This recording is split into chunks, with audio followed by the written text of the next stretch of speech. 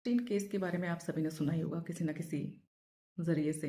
लेकिन Epstein case के अंदर का जो मेन मुद्दा है वो है बच्चों की तस्करी, नाबालिग बच्चों की तस्करी, उनका यौन शोषण करना, उन्हें टॉर्चर करना या फिर उनका मांस तक खा लेना।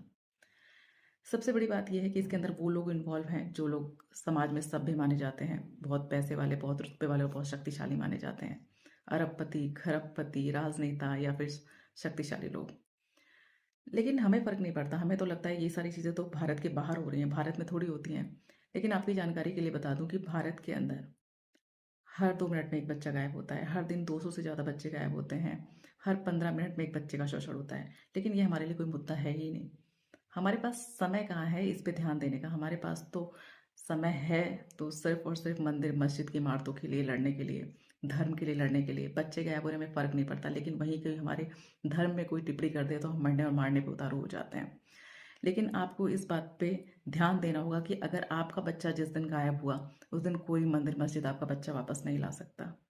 इसलिए कभी भी अगर आपकी फीड में किसी मिसिंग बच्चे की पोस्ट आती है तो उससे गौर फरमाएं, उसे शेयर करें, सो दैट कुछ हेल्प आपकी तरफ से हो सके। क्योंकि अगर आपका बच्चा गायब होगा तो आप भी नहीं चाहेंगे कि अगर आपके बच्चे की पोस्ट किसी की फीड में जाती है तो वो उसे इग्नोर किया जाए। आप चाहेंगे उस पोस्ट को सीरियस लिया जाए ताकि आपकी हेल्प हो सके और आपका बच्चा सही सलामत घर आ सके।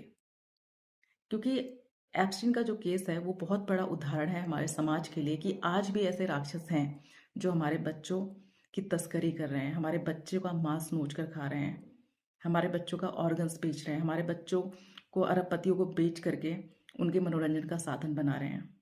और ये दिन प्रतिदिन ये संख्या बढ़ती ही जा रही है। ऐसा नहीं है कि एक केस सामने आ गया तो ये चीज़ें कम हो रही हैं, ये और बढ़ती जा रही हैं।